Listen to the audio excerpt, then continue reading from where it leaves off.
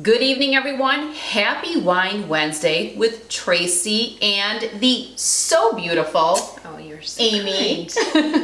we are happy to be back. Today's Wine Wednesday is very special, as many of you are aware that Amy and I are doing a ladies' night meet and greet, and we are doing that tonight. So we are super excited to meet some people that we've been engaging with. Well, one for a couple years now almost, right? Are you thinking Sherry? Yeah. Sherry's probably, I'm thinking. Well, I haven't been on Snapchat as long as you. Okay. So she was, I'm sure, Snap friends with you before. Yeah, we are so excited, and we would hopefully someday be able to go to your neck of the woods and do a meet and greet with you. So let us know if you're interested. Supply us with the plane tickets, a place to stay. We'll go anywhere. Oh, hey. Yeah, we'll go anywhere. Australia is on my agenda, remember? We've been invited to Australia. So there you go. You just let us know. Just let us know when we can get those planes. Maybe you throw a bottle of wine at us. Yeah, there you go. But thank you for being here tonight. Stay tuned, because at the end of the video, we will be sharing footage of our ladies' night with some pictures and things like that, and you don't want to miss it. What we are going to do for tonight's video is we are going to answer 3 relationship questions that came in on my Ask Tracy on my website. Before we answer those questions, stop the video like usual, go pour yourself whatever it is that you like to wind down with, come back and join us for some relationship Q&A with Tracy and Amy. Cheers, my beautiful friend. Cheers. We are getting started early because... And let me tell you... Please do. I was not ready for wine until today, after the California vacation in Napa and... Yes, Amy just got back. I'm sure a lot of you watched all of her adventures. As much as I love wine, 7 days was yeah. Amy is a little wined out. I'm feeling refreshed and ready again. Good. But I gotta tell you, I had a sampling of the most exquisite wine I've ever... Wow. And what was the wine? It was a Cabernet. It was from Montelena Chateau. We got to sample, as part of the regular sampling was a $160 bottle of wine, and he gave us an extra tasting of a $175 bottle of the same wine, just aged a little bit longer in a different climate. Different seasons will have different climates, which will produce different tasting wine. Nice. And the only way I could describe it was like a mouthgasm. I mean, it was just... You've heard of eargasm. You've heard only of on Wine eargasm. Wednesday, folks. That's what I figured. We're talking relationships. It was the most extraordinary experience. Wow. Well, if it has gasm attached, I guess I can see why.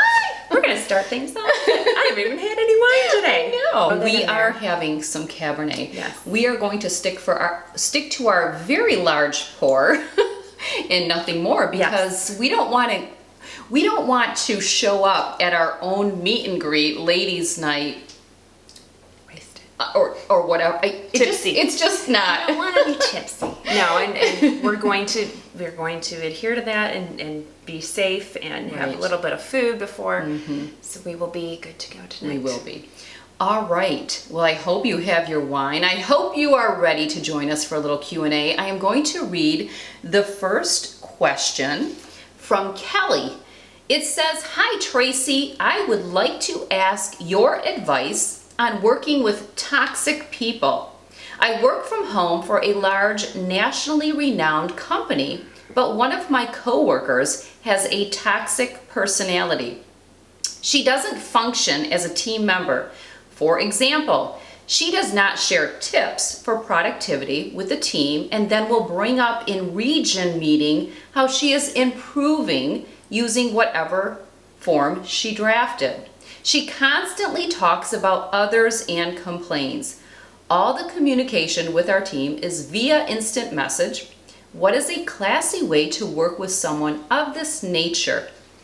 Thank you, Kelly, for your question. I think it's a wonderful one, and I also would be willing to bet that many people can relate to this question. I don't think you can avoid, most times, having one individual that you work with that is going to be somewhat more challenging than others. Sometimes it's more blatant than others, but anytime you're in a situation where there's a large group of people, there will be somebody who is insecure and has to kind of toot their own horn, somebody who's competitive, somebody, a lot of the messages that we're sending out to people is, just be competitive, do whatever it takes, cut your throat. Don't worry about people you step on the way, basically. It's all about you meeting your needs. And so, unfortunately, I think it's unavoidable. So yes, I'm certain that it is this is a situation for a lot of people. Right. I completely agree. And if there's one thing that I have recognized about toxic people is there's two things that they like to control. It's people and situations. And you're not going to be able to change that. And letting it sap your energy or bring you down is somewhat a decision that you have to make. I think you have to set limits and boundaries for yourself. I would avoid any deep conversation. I would keep things short, to the point, all business related. Again, don't ever stoop to her level. Don't talk about other people. You do not need to engage in that type of communication with another person, but like don't talk about her to other people. Right, don't talk about her to other people because you're really lowering yourself to that level. But this usually does boil down to control. I control you and I control the situation, and I'm the one that's going to look good in the end. If it's a team, we all look good, and that's always the key with a business. It's unfortunate that it is tolerated for her to stay in this business, but it's not your decision to make, Kelly. Sometimes we can go to a higher source, but you have to question if it's worth it, what the consequence for you could be. Set limits for yourself, boundaries for yourself, and recognize that the only person that you can control is you. Unfortunately, and I've mentioned this before, adults do whatever they want, and there's very little say that we have in regards to what they choose to do. Like you said, you can only control yourself and how you respond and how you react. And I think most times if you either talk with other coworkers or even going to higher ups, it's going to look petty. And I think that if this is how this person is acting, it's going to be noted. And I don't think you have to point it out to other people. You just do you. Yeah. You do take the high road. You keep your nose clean. You do your job and protect yourself if need be, like you were saying. Don't let her walk all over you, but by the same token, I wouldn't engage in any kind of personal No. Yeah, you don't want to have your name put out there as somebody who's talking badly about others either. Yeah, I always say it's bait. Picture a fishing line, and there's a little night crawler on the end of the fishing line. It's thrown out into the water. Some will latch on, some won't. Do what you need to do to keep business functioning and thriving, and to be that team member. And other than that, don't latch on to that night crawler. All right, thanks, Kelly, for that question. It was a wonderful one. From Brianne. Great question, Brianne. Wow. I see this a lot. Ooh, how do you get over a breakup? Whew. I need a drink. Ooh. Lipstick on the glass. I got lipstick as well. No, I mean, I've had people reach out via social media that weren't clients. I deal with clients that are trying to get over breakups. And sometimes, if it's a significant relationship, it takes time. I think that's first and foremost, it's going to take time. There's so much to say. We could do a whole video on this. I think so too. I know. I thought whole video, and this was the question that I have the most to answer to. And so, how do you condense that? Yeah. I think number one, and I don't know who broke up with whom. Sometimes you may be the one to recognize that you love someone, but it's just not, that relationship doesn't serve you, and you're just not a good fit for one another. In that case, or if the other person has broken up with you, Brianne, we have the tendency to romanticize the relationship and to forget all the times that relationship didn't serve us and only think of the good things. So I have recommended to a lot of people, and I can recommend this based on experience, just some things that I had done at one point in time. I would journal about all the ways in which that relationship didn't serve me.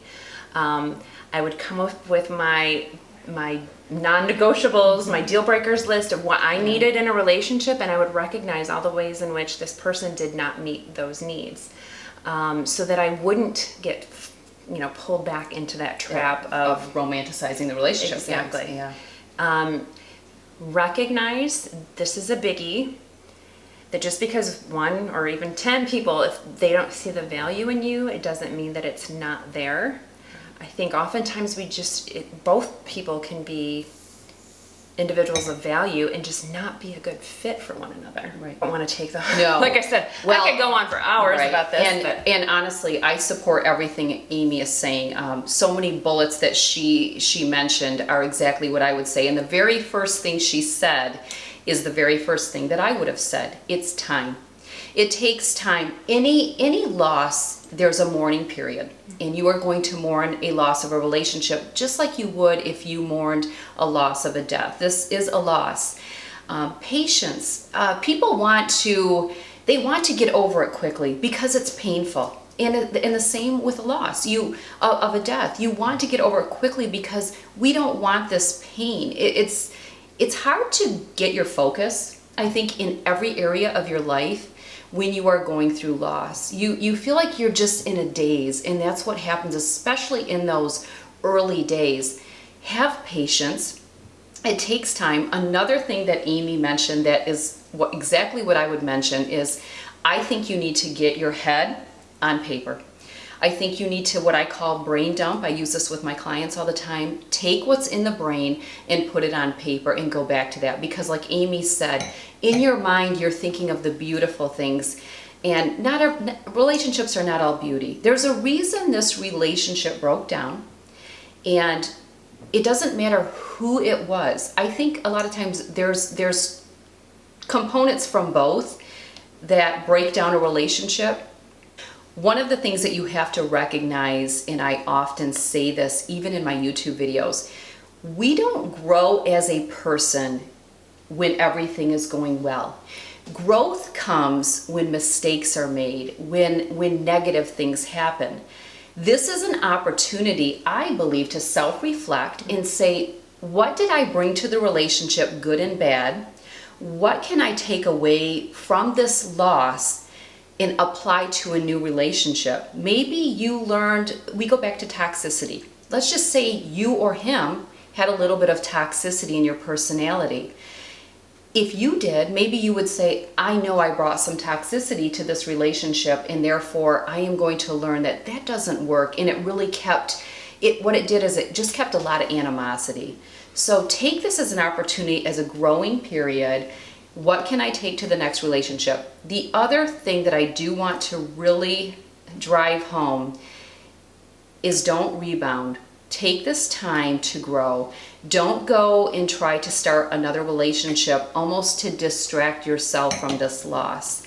Take the time for yourself, cultivate who you are, and be prepared for that next relationship because he is out there. Trust me. One more. Or she. Yeah, or she. Well, yeah, or she. I really feel strongly that if you really want to get over this relationship, you don't stalk their Facebook. Yeah. You block their number. You can perhaps be friends. I'm friends with some of my exes. Later, I was going to say. Either later, Gator. Once the person who's hurt the most gets over that pain. Oh yeah. But I would block numbers. I would really, because here's the thing: you're going to keep opening that wound. You're going to keep reminding yourself of things that you miss, or wondering what he or she is doing. Right.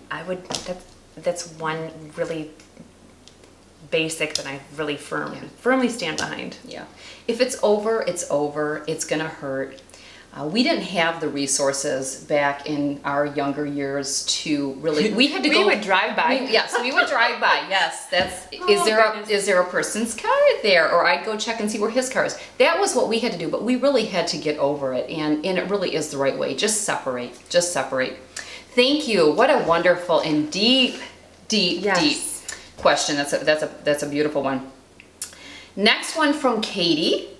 Katie says, about 20 years ago, my dad gave my mom reason not to trust him. Now I'm 29 years old with my own husband, and I still see trust issues between my parents. My dad travels for work, and my mom has always been jealous of him working with other women, and she vents to me about it constantly. Since his one mistake when I was a child, he's never once strayed over again. What can I do to help my mom trust him and encourage forgiveness of his mistakes? Wonderful question, Katie. Thank you for submitting it. Amy, tackle away. Counselor Amy. Yes. I never could figure out if that made me sound more like a lawyer or what, but therapist Amy It's catchy. is weird too. Yeah, So, okay. I like Counselor Amy. Yeah, Okay. yeah. So my guess is there's a strong possibility that the healing did not take place at that time, 20 years ago. 20 years ago, people really didn't go to counseling as often as they should. I deal with infidelity so much, and it is very difficult when that trust has been broken to heal. I don't know that you, sorry, Katie, can do that for your mother. It would be wonderful if the two of them could get into counseling. I believe that when a couple develops true emotional intimacy, they can feel that security again. I do a lot with my couples where there's infidelity involved in building trust. There are certain behaviors, trust building behaviors, and then the other side of the coin, in my opinion, is building that emotional intimacy such that you know your partner so well, you feel that security. I have experienced infidelity in my own life. So it has happened to me, and I have also seen it on a regular basis in my practice. It's very easy for me to, that looks suspicious, right? But then I think of the relationship that I have with my husband, and we are very emotionally intimate, and I know how he feels for me, and I know he would never do anything to jeopardize that. And so because we have that strong, intimate, emotional openness, that bond, I can feel secure. Now, when trauma has taken place, oftentimes it's very difficult to control that first initial knee-jerk reaction. But typically you're then able to have that logical conversation with yourself and to be able to start feeling more secure just by going to that rational way of thinking. So, I mean, you can convey some of this to your mom if your mom is open to that. It's never too late to seek counseling and to get some healing for past hurts. But really, if you want to have that trust, to have that real fulfilling relationship. So I would encourage, again, I don't know, Katie, that you can help your mom in that respect, but if she can get maybe some professional help, then I think that would be really significant for the two of them. Mm-hmm. I agree. Well, this is a toughie. It's hard because a lot of times when I receive a question with Ask Tracy, I have so many questions that I want answers to before I really can give what I feel is proper advice. And I don't have those. So I'm going to try to answer this as best I can without having the questions I have answered. Number one, Katie, I'm curious as to what your relationship with your mother is. Is it a good relationship where you can confidently communicate? Do you get along well? I don't know. I guess that's a big question because what you're asking is what you can do. Unfortunately, I think it's unfortunate that you have been made aware of this to the capacity that you have because you are a child.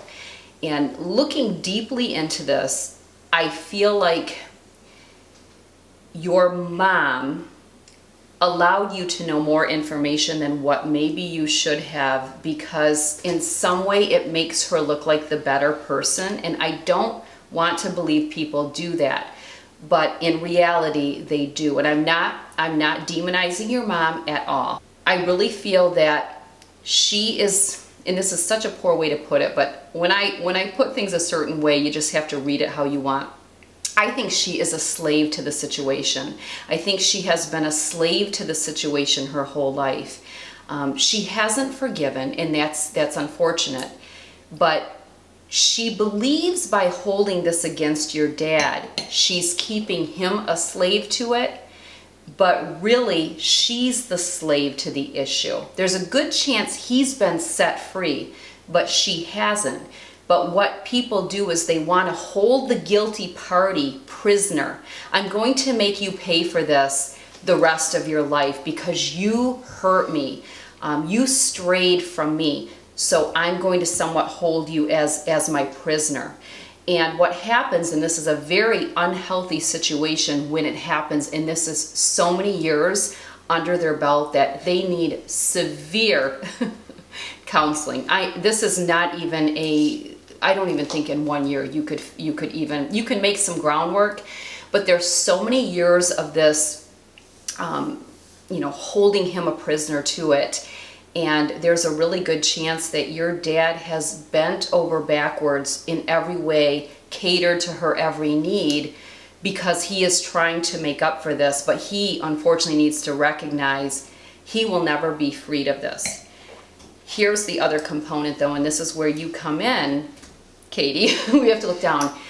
It is unacceptable in my mind for your mom to be sharing any information and talking poorly about your father to you. You are an adult, you're 29 years old, and you're married. And unfortunately, I'm going to have to encourage you to step up to your mom in a very polite way, because it's all in how we approach people, and say, Mom, this is not a conversation that you should be having with your daughter. This is my father you're talking about. You and Dad need to get help, and I am not that person. I don't know. Unfortunately, and I'm hopeful that, Katie, you have not been, that your trust in men has not, been affected by this, because that so often happens. Mm-hmm. The one thing to understand when infidelity occurs is oftentimes what is more distressing isn't the actual act of infidelity. Mm-hmm. It is the trauma of being blindsided. And so what happens then is you're triggered oftentimes without intending, so perhaps it's not your mother's intent to hold this over your dad's head, but if it has not been addressed, and I believe me, it's a long process to deal with the fact that you didn't see this coming and you thought that you had this stable foundation and it was ripped from under you. That is what is the most distressing component of infidelity, more so than the act itself. Right. So that's why you are, no offense to you, like Tracy said, it's really not your place to do this kind of counseling. I think professional help would be really significant for your parents. Yeah. And I think it's a long process. I think if this was fresh, early marriage, couple years or whatever, this is a long duration of the marriage. If it's went on this many years, you have to recognize that it's going to take years to repair, but it can be done. There is hope in all relationships. I truly believe that. I do believe there are times when things can't be repaired and people do have to toss around if it's worth putting in the effort. But if somebody is a slave to something that's been against them, they're not living a fruitful life either. So two people's lives are greatly affected, and therefore, Katie, unfortunately, yours is affected as well. So. Yeah. I feel terrible. It breaks my heart to even know that you are going through what you're going through, but boundaries in this situation, I think, are really imperative. I really do. I agree. And again, no offense to Mom, because she doesn't probably know any better, but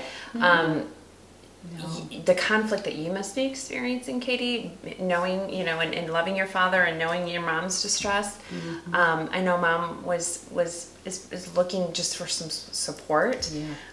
But it's okay for you to say, I love you and I will support you in any other way. But I think in this particular situation, someone else may be a better choice to give you that support. On a last note with the infidelity as well, if you are a child that is a product of infidelity happening between your parents and you were made aware of it, always remember that it is no reflection whatsoever on the child. And no matter what a parent can say to make you believe that one of your parents is the bad person, keep the relationship between you and that parent completely separate, because it is separate. So very important to know that. And it is really hard to judge from the outside anyway. Yeah. I am not a proponent of infidelity, but I also recognize that a lot of times relationships are broken before infidelity occurs. Yeah.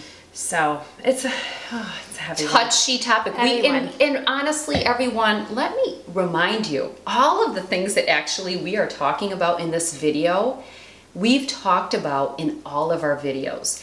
What you need to do if you would like to I do try to put, at least if you click on the drop down box, I always try to write in there at the very top what our topics are. I can't always put it in the name of the video, but check out the drop down box. I suggest you go to my YouTube channel.